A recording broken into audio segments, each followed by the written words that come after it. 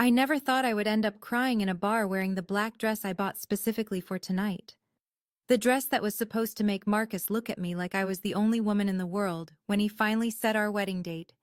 But here I am at 11:47 on a Thursday night in the Velvet Room, with mascara running down my face and my second whiskey sour turning watery in my trembling hands.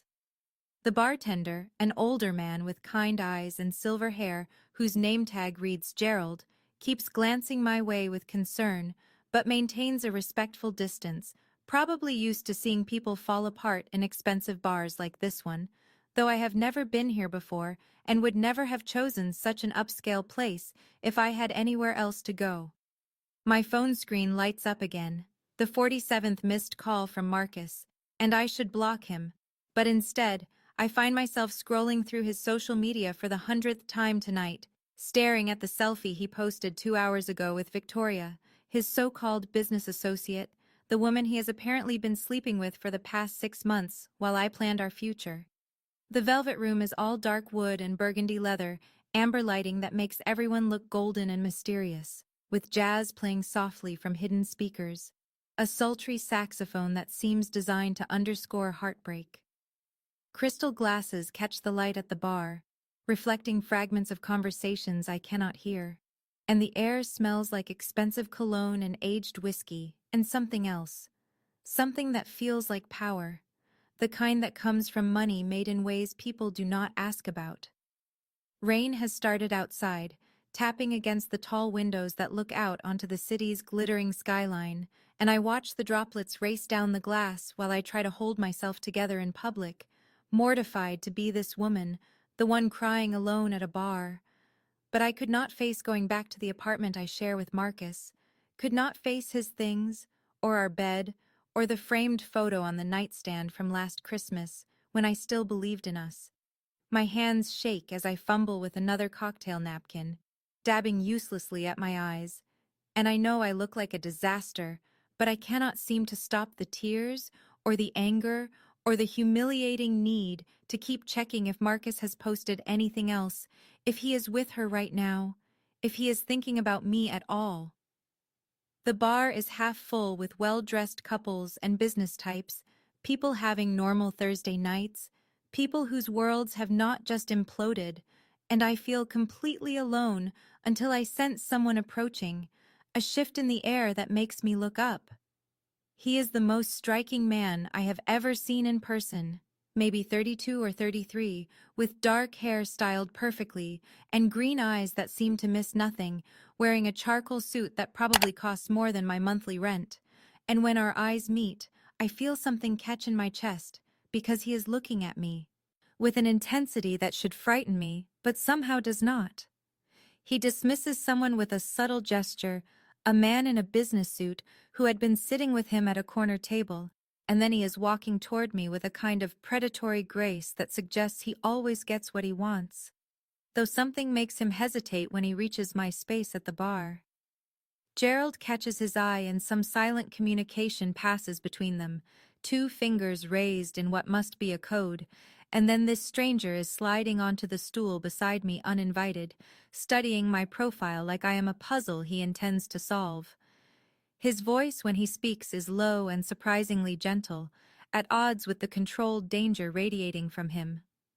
Gerald's whiskey sours are decent, he says, but they will not fix whatever made you cry like that. I should tell him to leave, that I want to be alone, but instead I hear myself say without looking at him, that nothing will fix it. Some things are just broken, my voice thick with tears and too much alcohol. He shifts slightly, angling his body toward mine, and asks me to tell him who hurt me. And the question is so direct, so unexpected, that I finally turn to face him fully. Why, I ask, managing something almost like defiance despite my ruined makeup and shaking hands. What are you, some kind of knight in shining armor? The moment stretches between us, jazz and rain, and the low murmur of other people's conversations fading to background noise, and when he answers, his voice carries absolute conviction. No, he says, leaning closer until I can smell his cologne, something expensive with notes of cedar. I am something much more effective. His voice drops to near whisper, intimate and deadly serious. Tell me who hurt you, and whoever it was dies tonight. I promise you that. The way he says it makes my breath catch because this is not hyperbole, not some dramatic pickup line, not a joke. This is a simple statement of fact delivered by a man who clearly has the means and will to follow through, and I should be terrified, should grab my purse and run from this beautiful, dangerous stranger. But instead, I feel something shift inside me, some part of me that has spent the entire evening feeling powerless, suddenly recognizing that power sits beside me, offering itself like a gift. The amber light catches in his green eyes, and I notice details I should not be noticing given the circumstances. The strong line of his jaw, and the way his hands rest calmly on the bar, elegant and capable, the kind of hands that could hold you gently or destroy you completely. I realize I have been staring too long, and he has been letting me, patient in a way that suggests patience is not his natural state, and I wonder wildly who this man is. What kind of person makes an offer like that within 60 seconds of meeting someone? The rain intensifies outside and someone laughs at the other end of the bar, and Gerald pours a drink for another customer. The world continuing. Normally while mine tilts on its axis, and I know I am standing at a crossroads even though I am sitting perfectly still. This man with his perfect suit and dangerous promises represents something I do not understand, a world I have only glimpsed in movies and news reports. But in this moment, with my heart broken and my future shattered, I find I do not care about understanding. I only care about the way he is looking at me like I matter, like my pain is important, like he would actually burn down the world if I asked him to. Marcus never looked at me like this. Not even in the beginning. Not even when he proposed 3 months ago in what I now realize was probably obligation rather than love. And the contrast makes something crack open in my chest. I take another sip of my whiskey sour, the ice mostly melted now, and I feel the alcohol mixing with exhaustion and heartbreak, and the strange electric awareness of the man beside me, the stranger who knows nothing about me except that I am crying and has decided that is enough reason to offer murder as comfort. The velvet room suddenly feels smaller, more intimate, like the rest of the bar has faded away, and there is only this moment, this choice, this man waiting for my answer with the kind of focus that suggests he has all night, that he has already decided I am worth his time, even though he does not know my name, or my story, or why Gerald's decent whiskey sours are not fixing anything. I should ask who he is, should demand credentials or explanations, should apply logic to this surreal situation, but logic has gotten me nowhere tonight. Logic and trust and 4 years of loyalty have left me alone and crying while my boyfriend posts pictures with another woman, so maybe it is time to try something else. Maybe it is time to say yes to the darkness instead of always choosing the light. Maybe it is time to let this beautiful, dangerous stranger keep his terrible promise. And as I open my mouth to respond, I have no idea what words will come out, but I know with absolute certainty that whatever I say next will change everything, will be the moment I either walk away from this and return to my safe, predictable, broken life, or step forward into something unknown and possibly catastrophic and definitely not safe at all, and the choice should be obvious, but nothing about tonight has been obvious. Nothing about the way he is looking at me or the way I am not running suggests I am capable of making the sensible decision anymore. I laugh when he says it, a bitter sound that comes out wrong, too harsh for this elegant bar with its amber lighting and soft jazz. Because surely this has to be a joke, some kind of extreme pickup line that men like him use on crying women in bars. But when I meet his eyes again, I see he is completely serious, and the laugh dies in my throat. Fine, I hear myself say, my voice still thick with alcohol and tears. You want to know who hurt me? I will tell you, though I do not know why. am confiding in this stranger, except that Marcus has been ignoring my calls all night, and I have nowhere else to put this anger, this humiliation, this feeling like my entire life has been a lie. His name is Marcus James Holloway, I begin, and the stranger beside me listens with a focus that feels different from normal listening, like he is gathering intelligence rather than offering comfort, his green eyes never leaving my face. We have been together 4 years, I continue, reaching for my watery drink and taking another sip even though I know I should stop. He proposed 3 months ago, got down on one knee in our apartment with his grandmother's ring, told me he wanted to spend forever with me, and like an idiot, I believed him. The stranger's jaw tightens slightly, but he says nothing, waiting for me to continue, and something about his patience makes the words pour out faster. We were supposed to have dinner tonight, I say, gesturing vaguely at my black dress. A special dinner where we would finally set a wedding date because he kept putting it off, always had some excuse about work being busy or wanting to wait for the right moment. 2 hours before our reservation, he texted me, could not even call, just sent a message saying he could not make it, that we needed to talk tomorrow, that it was important. I went to the restaurant anyway because I had already gotten dressed and I thought maybe he would show up, maybe it was just work running late. But he was there. My voice breaks on the last word, and I have to stop, have to breathe through the fresh wave of pain. He was there with her, I finally manage. Victoria Reeves, his so-called business associate from the investment firm, the one he always said I was being paranoid about when I asked why she texted him so late at night. They were at a table by the window, candles and wine and her hand on his, and I watched them kiss before I even made it through the door. The stranger's fingers drum once against the bar, a small movement that somehow conveys rage, and I find myself continuing, needing to get it all out now that I have started. I confronted them, I say quietly, walked right up to their table in front of everyone and demanded to know what was happening, and Marcus looked at me like I was ruining his evening, like I was the problem. He admitted everything right there, told me he had been seeing Victoria for 6 months, that he proposed to me out of obligation because we had been together so long, and he did not want to hurt me. But now he realizes he is in love with her and wants to be honest. The stranger makes a low sound, almost a growl, but I cannot stop now. Honest, I repeat, anger building in my chest. He wants to be honest after 6 months of lying, after proposing to me while sleeping with someone else, after making me believe we had a future together. Where does he work? The stranger asks suddenly, his voice calm but with an edge underneath. What? I say, confused by the question. His full name is Marcus James Holloway, the stranger repeats. Where does he work? At Holloway and Associates investment firm, I answer automatically, the alcohol and emotional exhaustion making me compliant. It is his family's company. His father started it. Marcus is being groomed to take over eventually.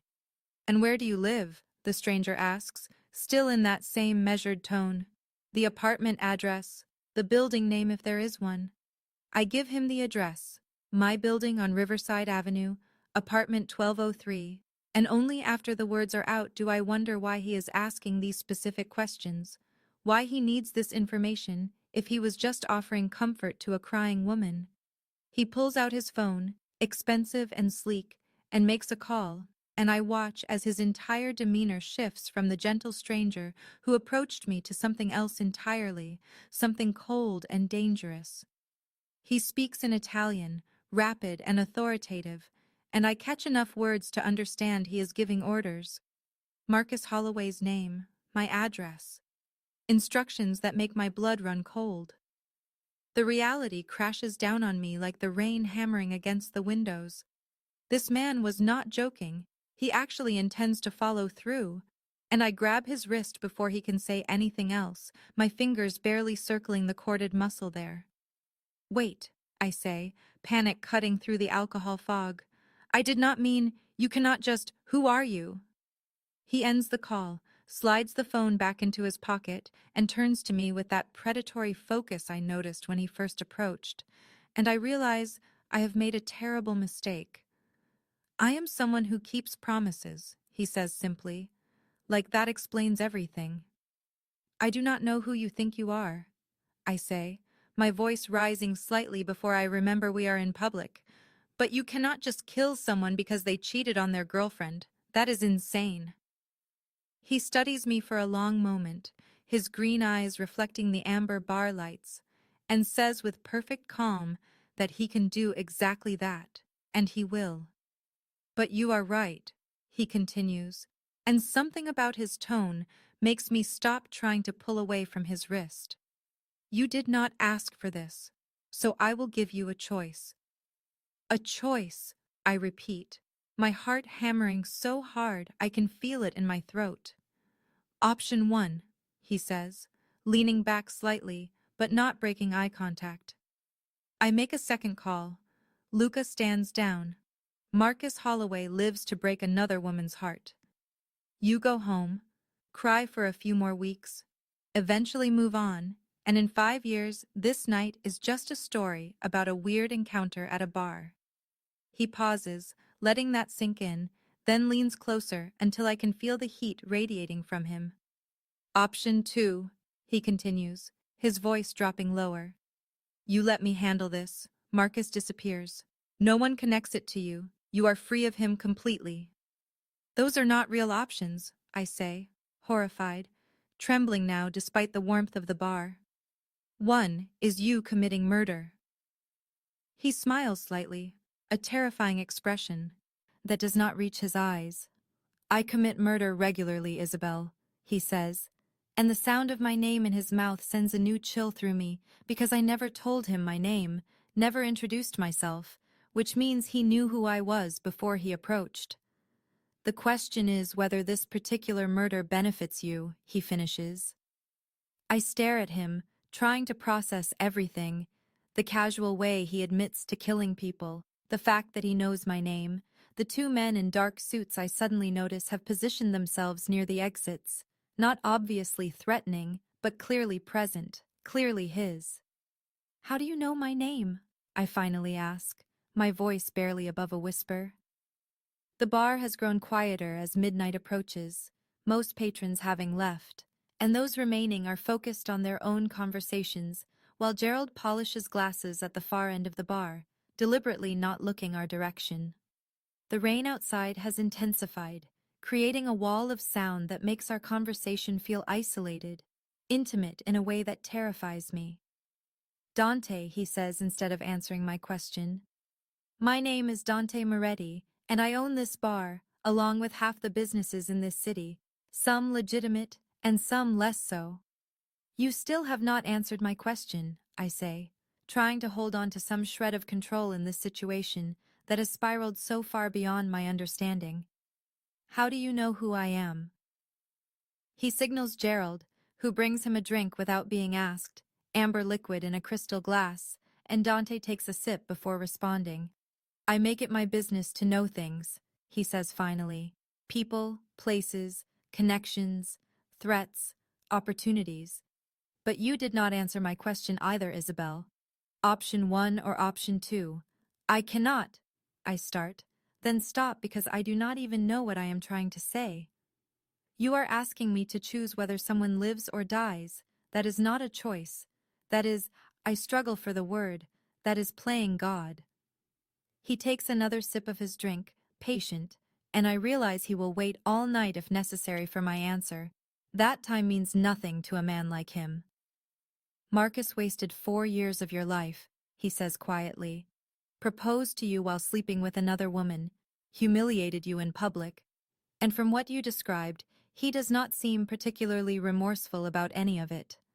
I am not saying he deserves to die for that," I say, but even as the words come out, I am not sure I believe them. Am not sure what I believe anymore. "Are you not?" Dante asks. And there is something in his tone, a challenge, or maybe an invitation. Because from where I sit, it seems like Marcus Holloway deserves exactly what is coming to him. The only question is, whether you want to be the one who sets that in motion. I feel trapped, the bar walls closing in despite the high ceilings, and I look toward the door, but the men in suits are still there. And anyway, where would I go? Back to the apartment I shared with Marcus. Back to my ruined life. You do not have to decide right now, Dante says, surprising me.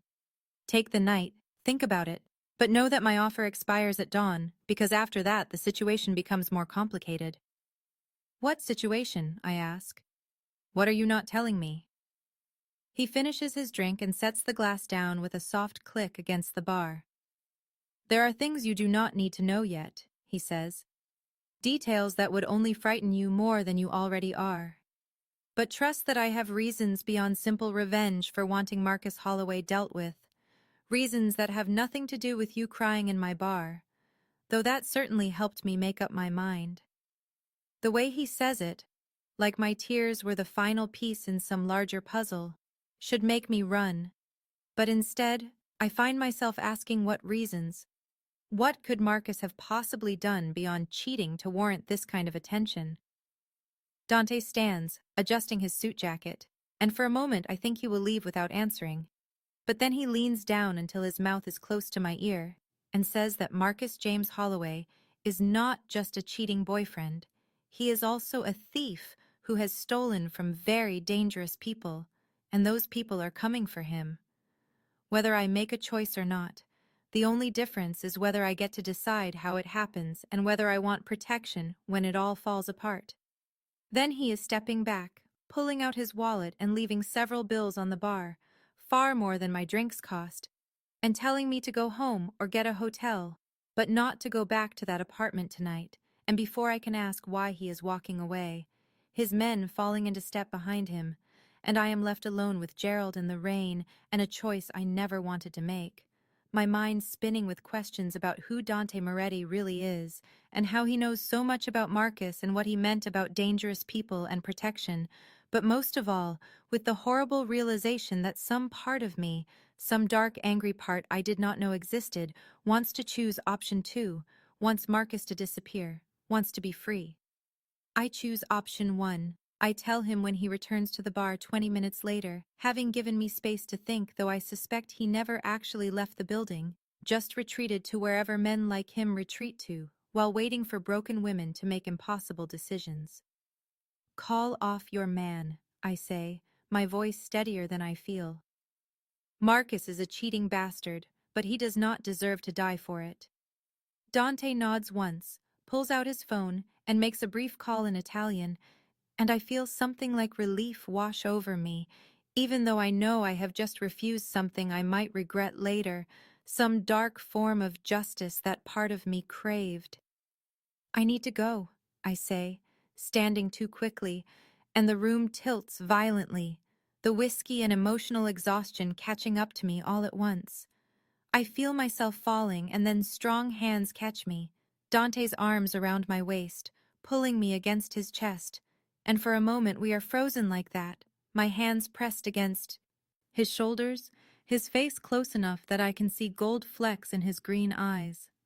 Something electric passes between us, a charge that has nothing to do with the crisis and everything to do with the way his hands feel against my body, steady and warm and possessive in a way that should alarm me, but does not. He helps me back onto the stool, his touch gentle, despite the obvious strength in his hands, and tells me I cannot go home, not to the apartment I shared with Marcus, not tonight. I start to argue, to say I have nowhere else to go, and I refuse to let Marcus drive me from my own home, but Dante cuts me off with information that changes everything. Marcus is not just a cheating boyfriend, he says, his voice low and urgent. His family's investment firm has been laundering money for several criminal organizations, including rivals of my family, and Marcus himself has been skimming from those accounts. I stare at him, trying to process this new reality, and he continues without waiting for my response. As of 6 hours ago, he was marked for death by the Konstantin crime family, the Russian organization he stole from, and if I go back to that apartment, I will be there when they come for him. You are lying, I say, but even as the words leave my mouth, I know he is not, can see the truth in his eyes and the grim set of his jaw. Why would I lie? Dante asks, pulling out his phone again. I told you there were things you did not need to know, complications that went beyond simple revenge, and this is what I meant. He shows me photos on his screen, surveillance images that make my stomach drop, Marcus meeting with men in expensive suits outside buildings I do not recognize, Marcus at a computer accessing what the timestamp identifies as offshore accounts, Marcus withdrawing large sums of cash from a bank I have never heard him mention. The timestamps span the last 6 months, I realize with growing horror, the exact period he was seeing Victoria, which means while I thought he was working late or traveling for business, he was actually stealing from criminals and apparently planning for this moment. The final photo is timestamped from this evening, just hours ago, and shows Marcus and Victoria loading suitcases into his car in the parking garage of our building. My building. The place I still think of as home even though clearly it never was. He was not planning to talk tomorrow, Dante says quietly, watching my face as I process the image. He was planning to run, to disappear with Victoria and the money he stole, and leave you behind to face whatever consequences came looking for him. The betrayal hits me fresh and sharp, worse somehow than the infidelity, because this proves Marcus was not just cheating, he was using me, keeping me around as cover or misdirection, or maybe just because it was convenient while he built his exit strategy with another woman. How long have you known about Marcus? I ask, still staring at the photos, at evidence of a life I knew nothing about. Long enough, Dante says, and I look up sharply at the non-answer. That is not an answer, I say, anger cutting through the shock. Have you been watching me? Is that why you were at the bar tonight? This was not coincidence. He meets my eyes directly, no hesitation or deflection, and says no, it was not coincidence, that he knew Marcus Holloway was stealing from the Constantines, knew they would move against him soon. But he did not know about me until 3 days ago, when his people did a full background check on everyone in Marcus's life.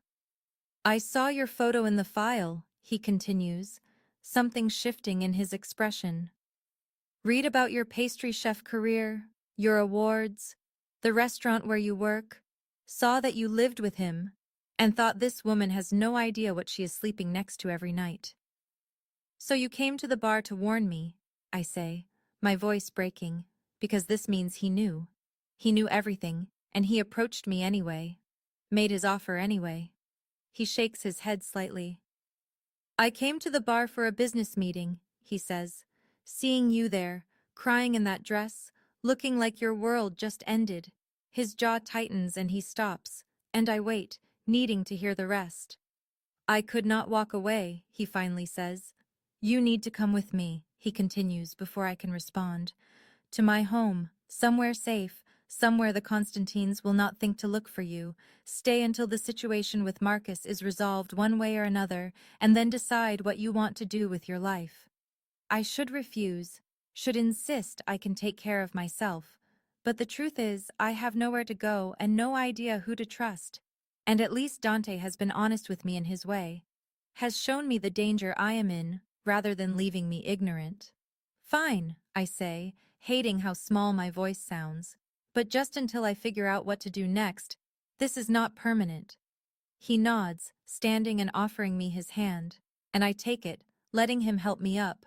And this time, when the room spins slightly, he keeps his hand at my elbow, steady and warm, guiding me toward the exit. The men in dark suits I noticed earlier fall into step behind us, clearly his security, and I wonder what my life has become that I am leaving a bar with a self-admitted criminal and his armed guards, because my boyfriend turned out to be an even worse criminal who is about to be murdered by Russians. The rain has not let up when we step outside, and a black Mercedes pulls up immediately, as if it was waiting for some signal I did not see. The driver, an older man with silver hair, nods at Dante, and another man, younger and broader, opens the back door for us. This is Vincent, Dante says, indicating the driver, and Luca, indicating the man holding the door, and I nod at them both, not knowing what else to do. Inside the Mercedes, it smells like leather and Dante's cologne, something expensive with notes of cedar and bergamot, and the vehicle is perfectly climate-controlled, silent except for the soft hum of the engine. Dante maintains a respectful distance from me on the back seat, despite the confined space, and I am grateful because I cannot handle any more physical contact right now, cannot handle the way my body reacts to his proximity when my mind is still trying to process everything.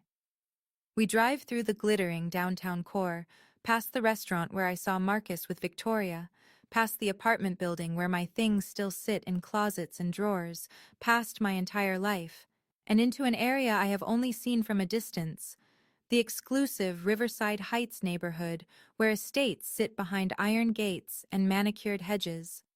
The rain continues, blurring the city lights into abstract paintings against the windows, and I watch the city pass by, feeling like I am sliding into a different world with every mile.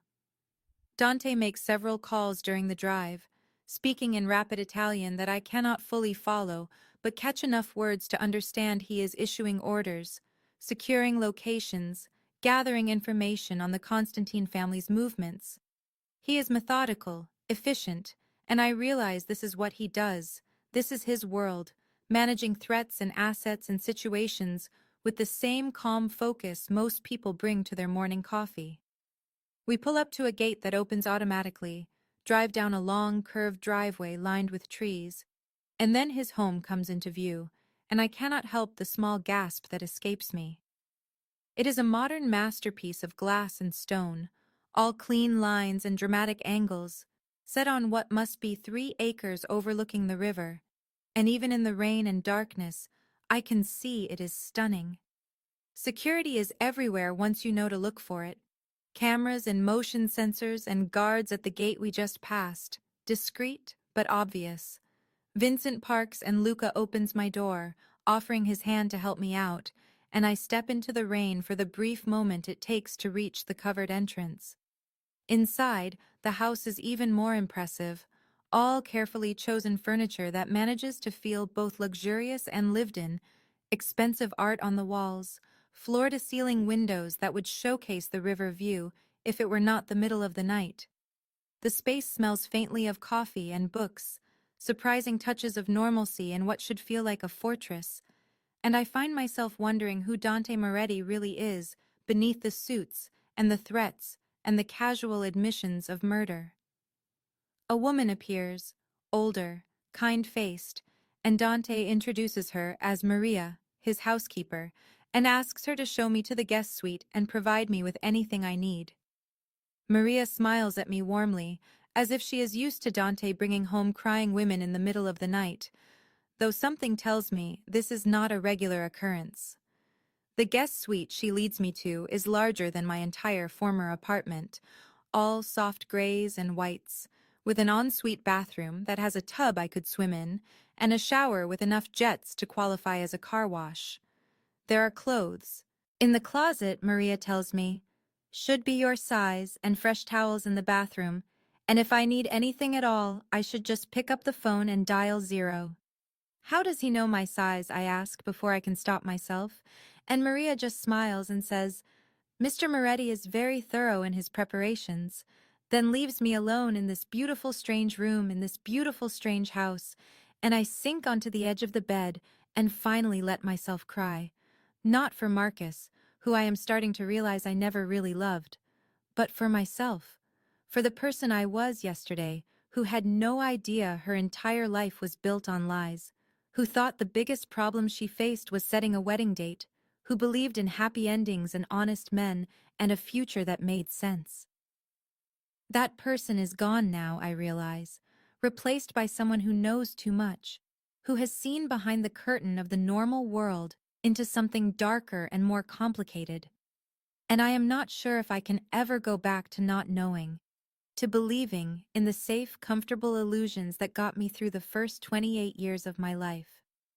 I shower eventually, standing under water so hot it turns my skin pink, washing away the bar and the rain, and the feeling of Marcus's betrayal. And when I emerge, I find one of the outfits from the closet fits perfectly. Soft lounge pants and a cashmere sweater that probably costs more than my monthly rent. And I wonder again how Dante knew, how long he has been planning for this moment, if any of tonight was really chance, or if he has been orchestrating everything from the beginning. I should be angry about that, should feel manipulated, but instead I just feel tired, hollowed out, and strangely safe here in this fortress of glass and stone, with a man I barely know, who has promised to protect me from dangers I am only beginning to understand. The next 2 days pass in a strange suspended reality where I exist in Dante's world, but do not quite belong to it yet. Watching from the edges as he conducts business in multiple languages, as men in expensive suits come and go through his home office, as he moves through his days with the calm efficiency of someone who has built an empire on precision and control. He maintains a respectful distance from me, never pushing, never demanding, though I catch him watching me with that intense focus whenever we are in the same room, his green eyes tracking my movements like I am something he is trying to understand, or maybe something he is trying not to reach for. Maria brings me meals and asks if I need anything with a warmth that suggests she genuinely cares. And I spend hours in the guest suite that is larger than my entire former apartment, wearing clothes that fit perfectly because somehow Dante knows my exact size, and I try not to think too hard about what that means, about how much research he did, how long he has been aware of me. During meals we share, Dante tells me about his world in pieces, never overwhelming me with too much at once, the legitimate businesses like the restaurants and bars and real estate holdings and an art gallery in the downtown arts district, and the less legitimate ones he describes as protection services and gambling and import-export, with a slight smile that tells me those are polite euphemisms for things I probably do not want to know the details of yet. He tells me about his father, Antonio Moretti, who built the organization from nothing, came to this country with only ambition and ruthlessness, who was killed 5 years ago in a power struggle that Dante ultimately won, though he does not elaborate on what winning cost him.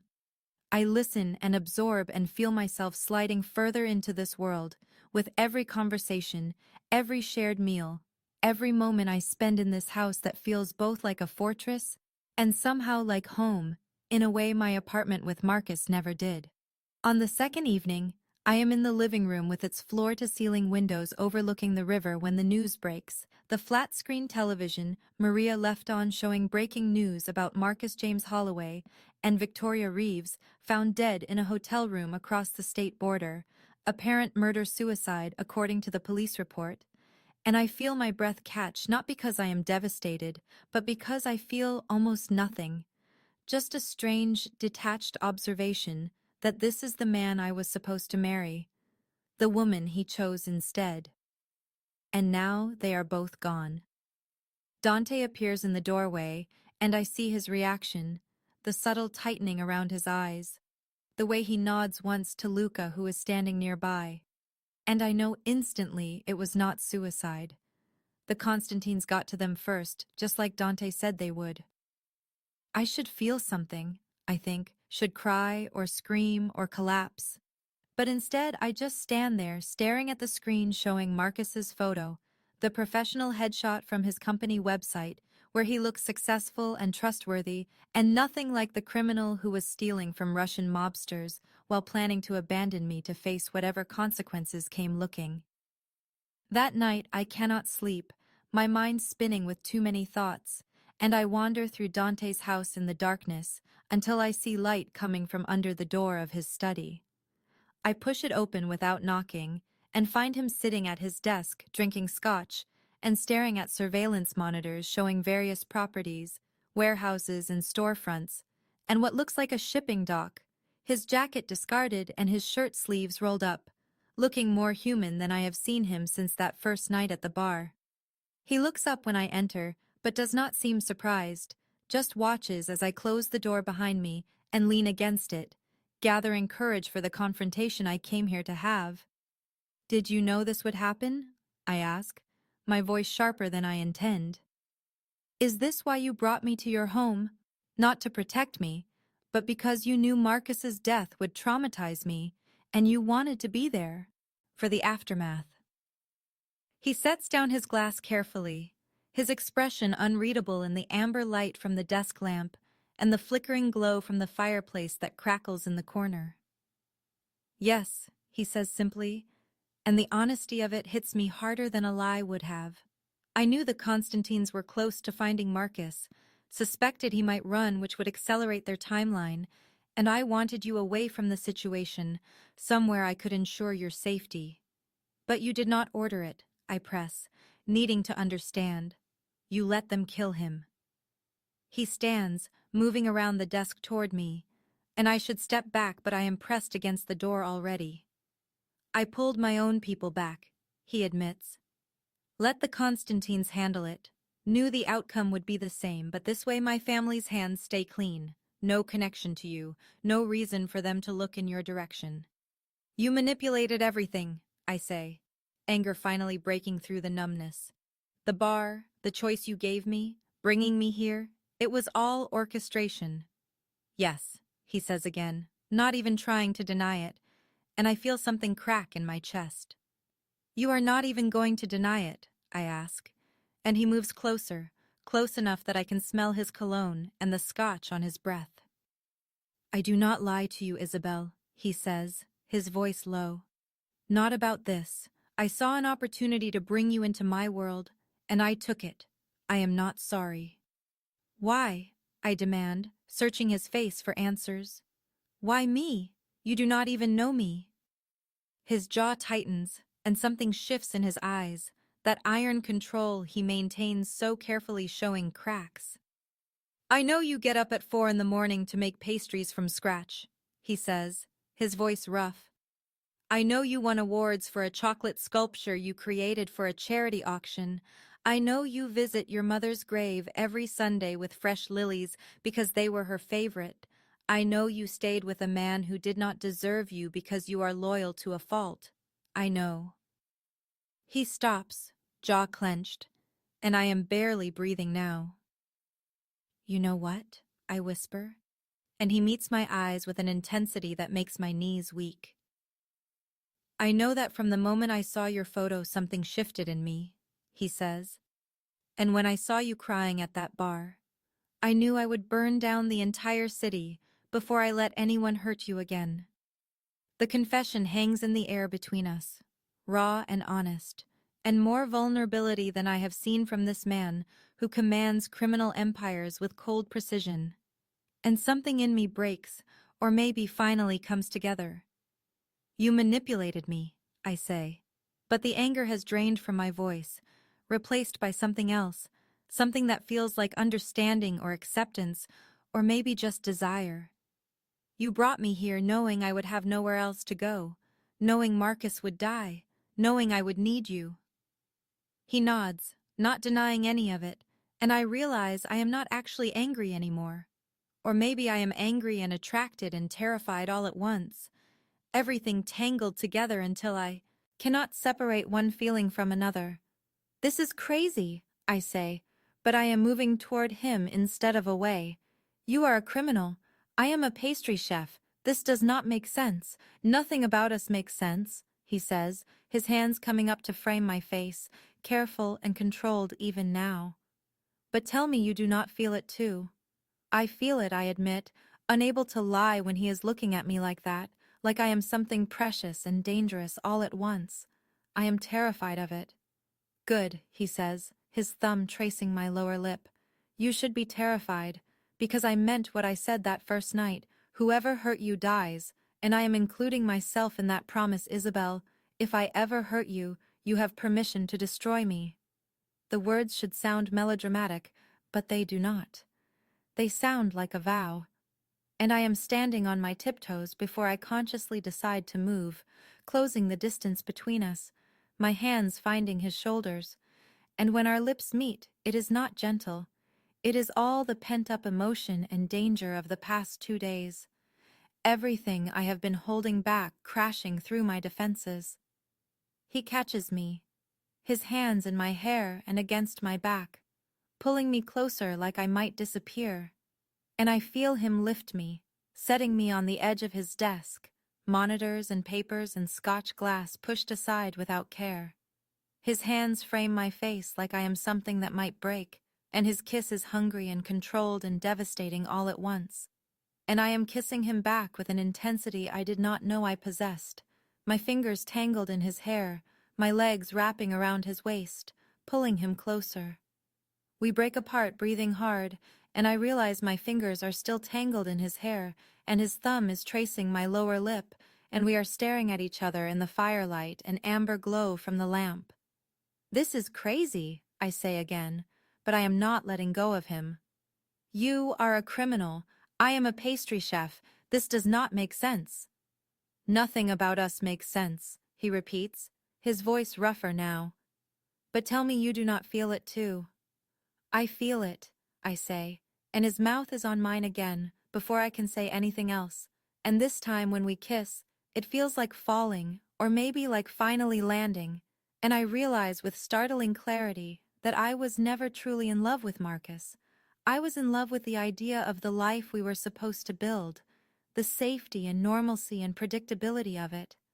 But being with Dante has awakened something in me I did not know existed, a desire for intensity, for someone who sees me completely, for a life less ordinary than the one I had been sleepwalking through. When we pull apart again, we are both shaking slightly, and he rests his forehead against mine, his breath coming fast. Not tonight, he says, and I feel a flash of confusion and maybe hurt. Not when you are still processing everything, he continues, his hands gentle on my face.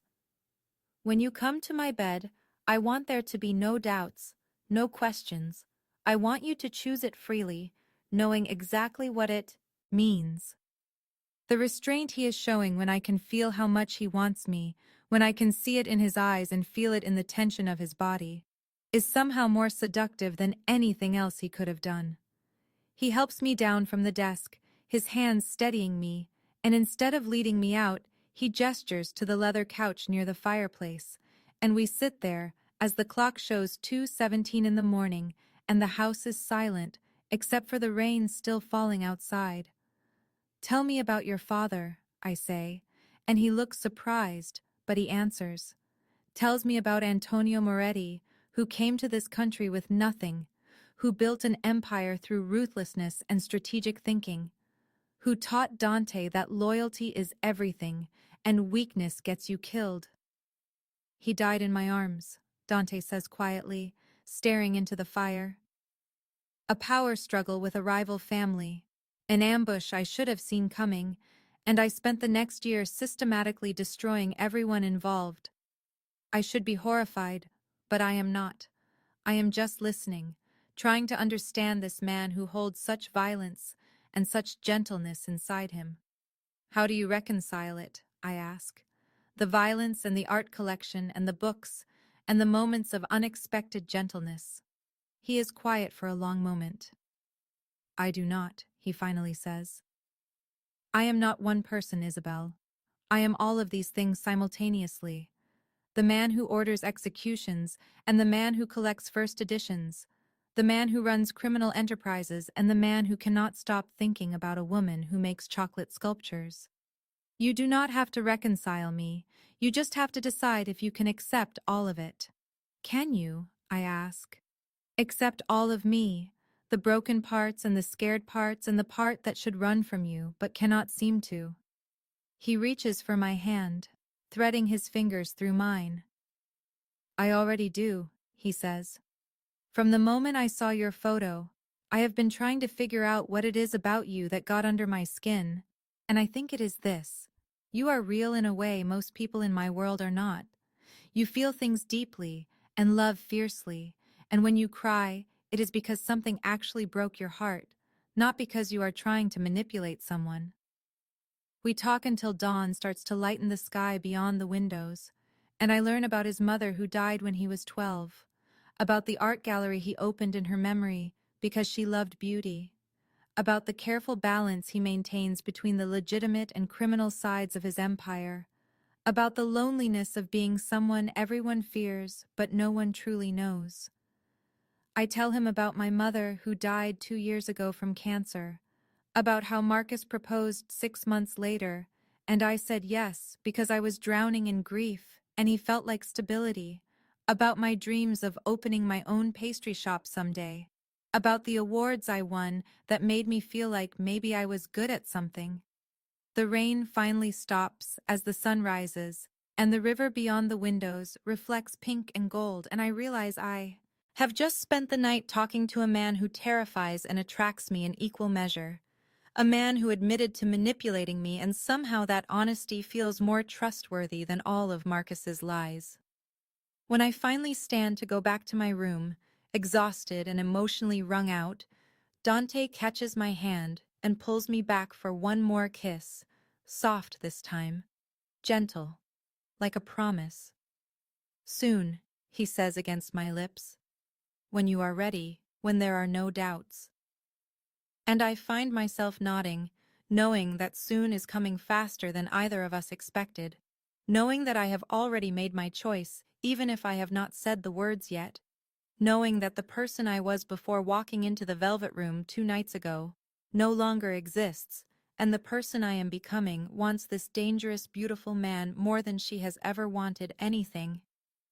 I wake to silence and an empty house, the kind of quiet that feels wrong somehow. And when I go looking for Dante, I find only Maria, who tells me he left before dawn. An emergency with a shipment intercepted by federal agents. He will be back as soon as he can. Luca is waiting in the hallway when I emerge from the guest suite, along with 2 other guards I recognize from the security detail, and I feel caged suddenly in this beautiful house with its floor-to-ceiling windows and expensive art, like I am something precious being kept in a gilded box. I need to go to the restaurant, I tell Luca, need to talk to Chef Raymond and explain my sudden absence, possibly collect my things if I have been fired for disappearing without notice. Luca hesitates, clearly weighing his orders from Dante against my request, but eventually he nods, and 15 minutes later we are driving through morning traffic toward the restaurant that has been my second home for 3 years. The kitchen is in full mid-morning prep when we arrive, the familiar organized chaos of chopping and measuring, and the smell of baking bread and vanilla that always meant safety to me, and my colleagues greet me warmly, asking where I have been, telling me they have been worried. Chef Raymond appears from his office, his expression a mix of concern and relief, and he pulls me aside saying we should talk privately, that he heard about Marcus's death on the news, and assumed that was why I had been absent, that I should take all the time I need. His office is small and cluttered with invoices and recipe notes and a few personal items, and as he talks about giving me space to grieve, I find my eyes drawn to a photo on his desk, a casual snapshot of Raymond with another man at what looks like a restaurant opening, both of them smiling, arms around each other's shoulders. The other man is someone I recognize from the surveillance photos Dante showed me, one of the Constantine family's senior members, the same sharp features and cold eyes. Chef Raymond, I say slowly, interrupting whatever he is saying about bereavement leave. Who is this man in the photo with you? His expression changes instantly, warmth draining away to be replaced by something guarded and calculating, and he asks why. What does it matter? You are with them, I say, realization dawning cold and terrible. The Constantines, you have been. How long? He looks at me for a long moment, and something like regret crosses his face. I am sorry, Isabel, he says quietly. You were never supposed to be involved. Marcus was stupid stealing from them. Now you pay for his mistakes. Before I can process what he means, the restaurant's back door bursts open with a crash that makes everyone in the kitchen freeze, and 4 armed men enter, moving with military precision, not rushing but deliberate and controlled in a way that is somehow more terrifying than chaos would be. They are Constantine enforcers, and I know this immediately from the way Luca and the other guards react, hands going to weapons, bodies shifting to defensive positions, but we are outnumbered and caught in a space with civilians, my colleagues who are staring in shock and fear. Raymond steps back, making no move to help me or interfere, just watching with that same regretful expression, And I understand that all of it was false, the mentoring and the awards recommendations and attending my mother's funeral. Or maybe not false, but complicated by loyalties I never knew existed. The lead enforcer is a man in his mid-40s with a scarred face and dead eyes, and he speaks with a thick Russian accent, telling Luca to stand down or the woman dies, and I feel cold metal pressed against my temple, someone's arm around my waist, dragging me backward. Luca's face is anguished, but he lowers his weapon, the other guards doing the same, and the enforcer, whose name I will learn is Alexei, tells me very calmly to call Dante Moretti, to tell him that if he wants me back alive, he needs to deliver $5 million and the list of Marcus's offshore accounts, information the Constantines believe Dante must have acquired when his people investigated Marcus. My hands shake as I dial the number Dante gave me for emergencies, and when he answers, I can hear tension in his voice, asking if I am all right. What is wrong? The gun presses harder against my head, and I say what Alexei tells me to say, that I have been taken by the Constantines, that they want money and information, that they will kill me if he does not comply. There is a pause, and then Dante's voice changes, becomes cold and emotionless. The voice of the crime boss, not the man who held my face in his hands and promised to protect me. Put Alexei on, he says. No urgency, no emotion, just calculation. And I feel something crack inside my chest as I hand the phone to my captor. The conversation is brief, a mixture of English and Russian that I cannot fully follow, but I catch enough to understand they are negotiating like I am a commodity, an item being bartered. And when Alexei asks directly if this woman is worth $5 million to him, Dante responds with business. I will consider your terms. No declaration that he will come for me, no threat of what he will do to them, just cold pragmatic consideration of whether I am worth the price. Isabel, listen to me, Dante starts to say, but Alexei snatches the phone away, telling him no last words, that he will hear from them in 6 hours, with a location for exchange. They take me out through the back door, past the dumpsters and loading dock where I used to take cigarette breaks with the other kitchen staff before I quit smoking, and shove me into a black van that smells like cleaning chemicals and fear.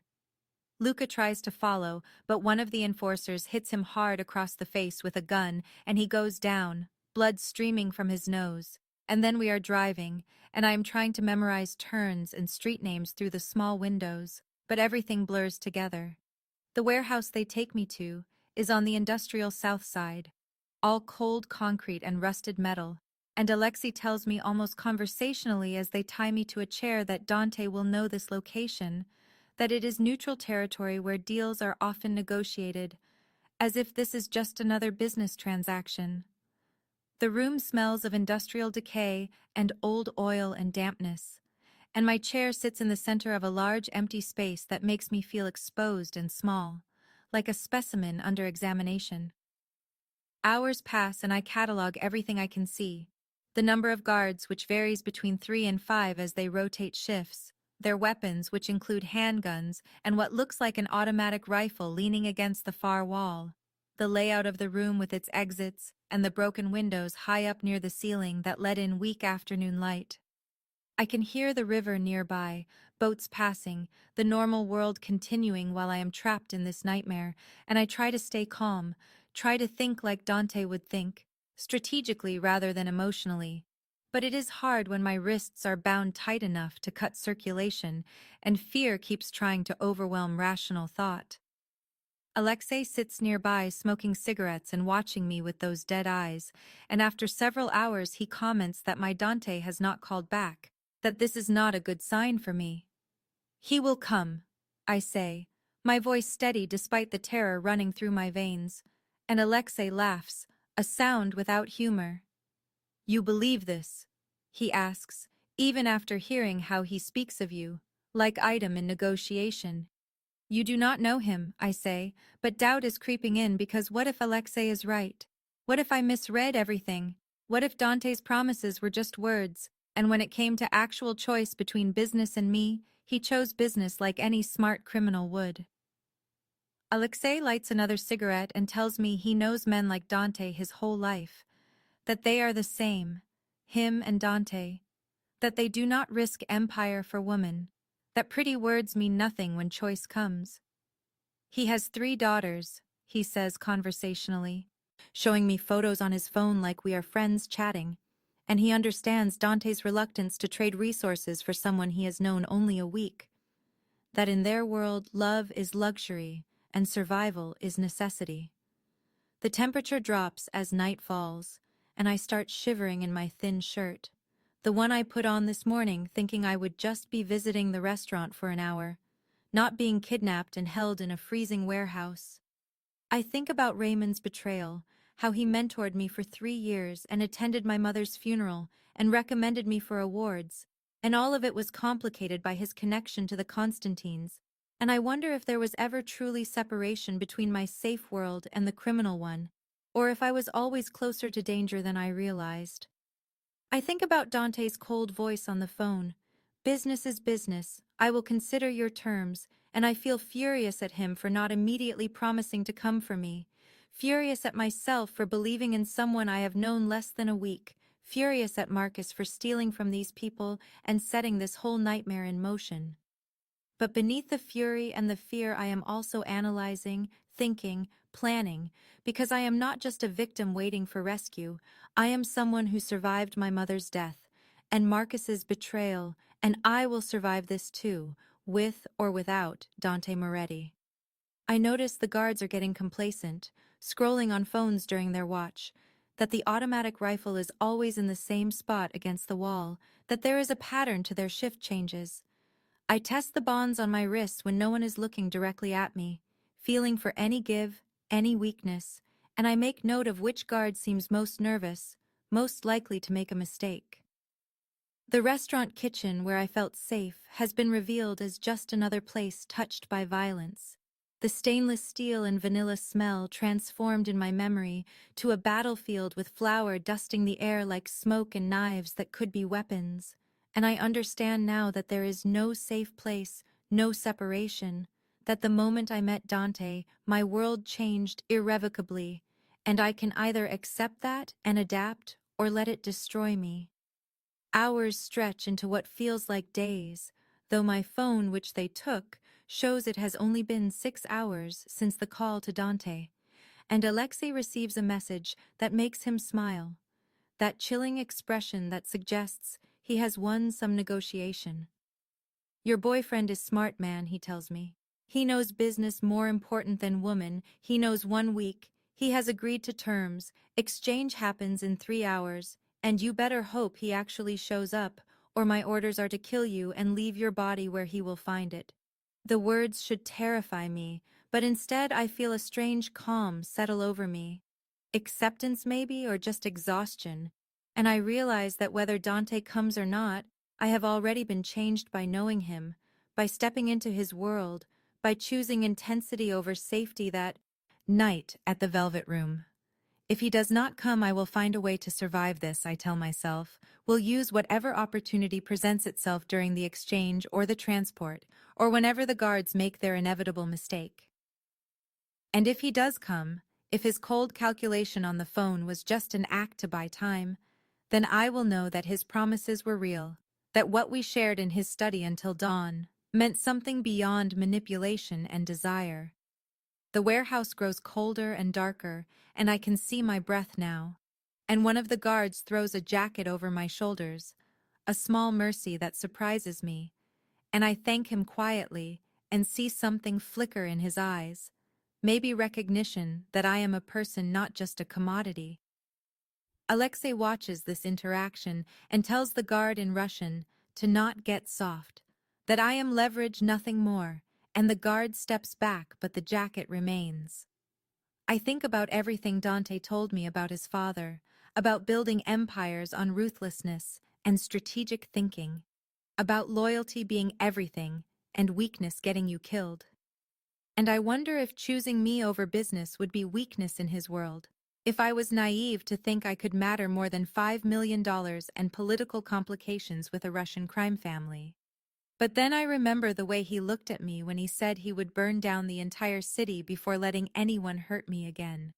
The way his hands shook slightly when he checked me for injuries after pulling me from the bar floor. The way he admitted to manipulating me, but also to being unable to stop thinking about me from the moment he saw my photo. Those things cannot be faked, I tell myself. Or maybe they can, and I am just desperately hoping they cannot, because the alternative is too bleak to consider. 3 hours, Alexei says, checking his watch. 3 hours and we will see if your Dante values you or values his empire. If his pretty promises survive contact with reality. And I sit in my chair in the cold warehouse and mentally prepare myself for either outcome, for rescue, or for having to save myself, for discovering that I was right to choose this dangerous man, or catastrophically wrong. As the 6-hour deadline approaches, Alexei receives a call, and his expression changes from bored waiting to focused attention. And when he ends the conversation, he tells me with satisfaction that Dante has agreed to the exchange, money, and account information for my safe return, to take place at the warehouse in 1 hour. His men begin preparing, positioning themselves strategically around the space, and I watch their movements with the careful attention I have been maintaining all evening, cataloging positions and weapons and sightlines.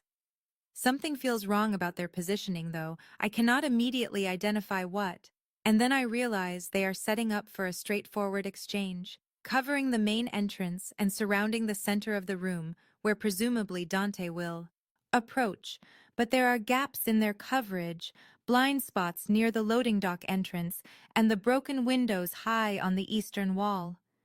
Either they are overconfident, or Dante is planning something they have not anticipated, and given everything I have learned about him in the past week, I suspect the latter. Exactly at the deadline, headlights sweep across the warehouse exterior, and I hear an engine, and then a black SUV pulls through the main entrance, moving slowly and deliberately. Dante emerges alone carrying a silver briefcase, and even from across the warehouse I can see he looks calm, almost bored, like this is just another business transaction on a Tuesday evening. He is wearing the same charcoal suit from that first night at the bar, or one identical to it, and he approaches with that same predatory grace, no fear visible in his movements or expression. Alexei positions himself behind me, gun pressed to my head, and his men cover Dante from multiple angles, at least 8 weapons trained on him as he walks closer. He stops about 15 feet away, and the exchange of words is brief. Alexei demanding to see the money, Dante opening the briefcase to reveal stacks of cash that look real from where I sit.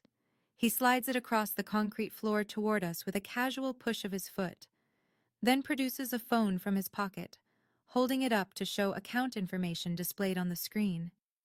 Alexei tells one of his men to check the briefcase, and the man moves forward cautiously, kneeling to examine the cash.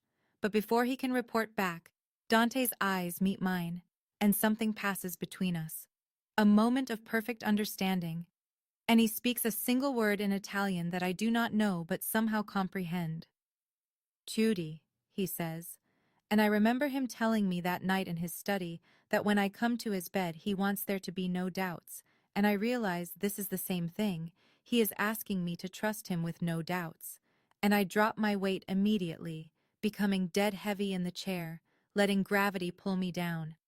In the same instant, every light in the warehouse cuts out, and the darkness is absolute and disorienting. And then gunfire erupts, muzzle flashes providing stroboscopic illumination that turns the world into frozen, violent snapshots. I feel myself being pulled backward, the chair hitting the concrete floor hard enough that pain shoots through my shoulder, and then hands are on me, cutting my bonds with quick, efficient movements. And I know without seeing that these are Dante's hands, I would recognize his touch anywhere. Stay down, his voice says in my ear, urgent and commanding. Do not move until I come for you. Then he is gone, and I am pressing myself flat against the cold concrete, eyes squeezed shut against the flashes of light, hands over my ears against the deafening sound of automatic weapons fire in an enclosed space.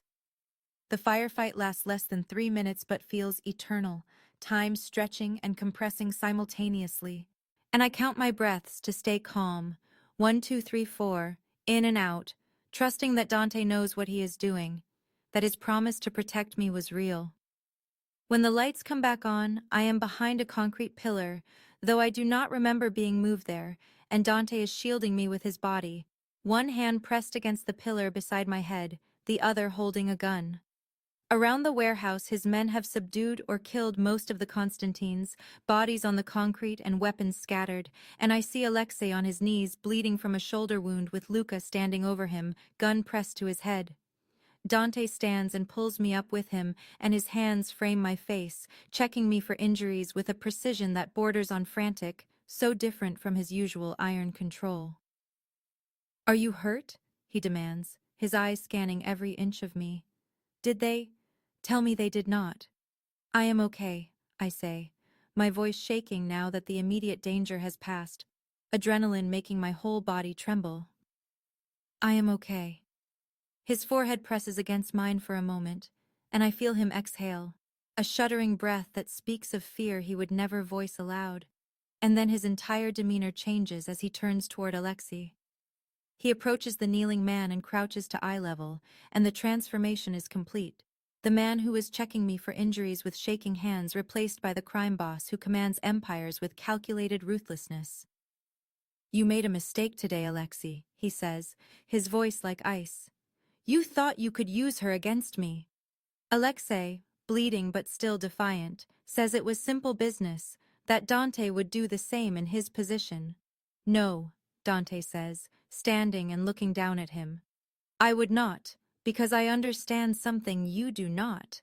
There are things worth more than empires. She is one of them."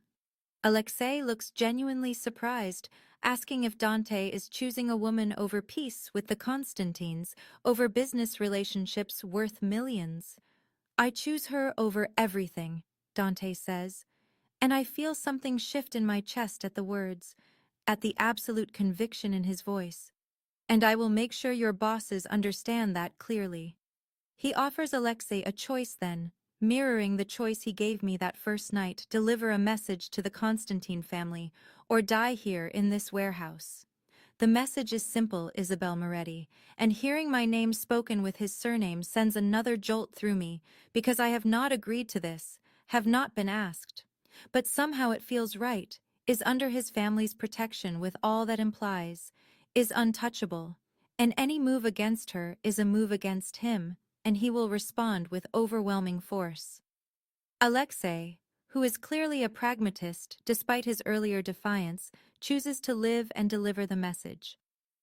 Dante lets him go, but not before making clear that the Constantines took something of his, so he is taking something of theirs. That by the end of the week, 3 of their key operations will be shut down. Will cost them approximately $15 million. That is the price for touching what is mine. His men help Alexei to his feet and escort him out, and then it is just Dante and me and Luca, and a few other guards who are already efficiently cleaning up evidence, removing bodies, erasing any trace of what happened here. Dante pulls me against him, and I go willingly, pressing my face against his chest, breathing in his cologne and the smell of gunpowder, feeling his heart beating fast beneath my cheek. "The phone call," I say, my voice muffled against his shirt. "You sounded like you did not care, like I was just—" "I know," he interrupts, his arms tightening around me. "I am sorry. I had to make them believe you were not important, that they had leverage. If they thought you mattered to me, they would have killed you immediately, and tried to hurt me that way instead." I understand the strategy now, but it does not change how much it hurt to hear that coldness in his voice, and he must sense this because he pulls back to look at my face, his hands gentle on my cheeks. "You called me Isabel Moretti," I say. "Yes," he confirms. "I have not agreed to marry you," I point out. "You have not even asked." The ghost of a smile crosses his face. "I am not asking you to marry me, Isabel," he says. "Not yet, but I am asking you to be mine officially." Under my family's protection, in my world that means something. It means anyone who touches you answers to me. It means you are safe. And what do I have to give up? I ask, searching his eyes. My work, my independence, my... Nothing, he interrupts again. You give up nothing unless you choose to. You keep your career, your friends, your life, but you add to it. You add me, this world, the protection and the complications that come with it. The violence, I ask quietly. The danger, that is all part of it. Yes, he says, and I appreciate the honesty even as it frightens me. I will not lie to you about that. Being with me means living with risk. It means there will be nights like tonight, moments of danger. I can minimize them, but I cannot eliminate them entirely. I am quiet for a long moment, processing everything, the rescue and the violence and the choice he is offering me. And finally, I ask when you saw me crying at the bar that first night. Did you know it would come to this? No, he says, his hand cupping my cheek. I thought I would scare off the man who hurt you, maybe make you smile, then never see you again. I did not know you would become the thing I could not walk away from. I did not know I would find someone who could look at the worst parts of my world and not run. I am not running, I say, the decision crystallizing as I speak. I am choosing this. I am choosing you. The dawn is beginning to break through the broken windows, turning the dusty air golden, and the contrast between the beauty of the sunrise and the violence that just occurred is stark, almost surreal. Dante takes my hand and leads me outside where the river is, visible, the city waking up beyond it, commuters starting their day and coffee shops opening and people walking dogs, the normal world completely unaware of the battle that just took place blocks away. We stand together watching the sunrise, his arm around my shoulders, my head against his chest, and I feel simultaneously exhausted and exhilarated, like I have survived something that should have broken me, but instead made me stronger. 3 months later, I am standing in my own pastry shop, a beautiful storefront in the arts district that Dante financed, but that I run entirely myself, and the line wraps around the block for our grand opening. Dante sits at a corner table conducting business on his phone, but keeping me in his line of sight always. That protective awareness that has become so familiar, I barely notice it anymore. A customer becomes aggressive about the wait time, raising his voice at my young assistant Emily, who looks near tears, and I see Dante's entire demeanor change, phone lowered, body tensing, and then he is standing and crossing the room in 3 strides. The aggressive customer takes one look at him and suddenly decides he is not that hungry after all, mumbling an apology and leaving quickly. I shake my head with a mix of exasperation and fondness, and during a quiet moment, I bring Dante a slice of chocolate cake, my award-winning recipe, and sit with him. You cannot threaten everyone who is rude to my staff, I say, but I am smiling. Watch me, he replies, tasting the cake and closing his eyes in appreciation. This is perfect. You are extraordinary. I know, I say, and I mean it. The confidence in my voice, something I never had with Marcus, never had before this whole experience transformed me. Then softer. Thank you. For this. For everything. His hand finds mine across the table. You earned this yourself, he says. I just made sure no one could stop you. Through the shop window, I can see Luca and 2 other guards, positioned casually outside, protection that is now so familiar I barely notice it anymore, and a black SUV parked at the curb, my new normal. Any regrets? Dante asks, the question serious despite the casual setting. I think back to that night at the bar, crying over a man who never deserved my tears. Then I look at Dante, dangerous and powerful and somehow mine.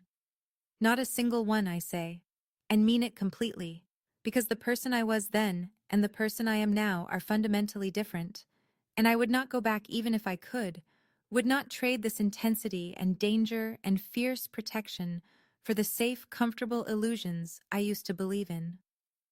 We sit together in my shop, the normal world and the dangerous one coexisting in this moment, and I realize I have built something beautiful with his support, something that is entirely mine, and he has found something he thought he had lost, someone to protect not out of obligation, but out of love. And the promise he made that first night has transformed from a threat of violence into something else entirely, a vow to ensure nothing and no one ever makes me cry like that again. And I know with absolute certainty that he will keep that promise for the rest of our lives.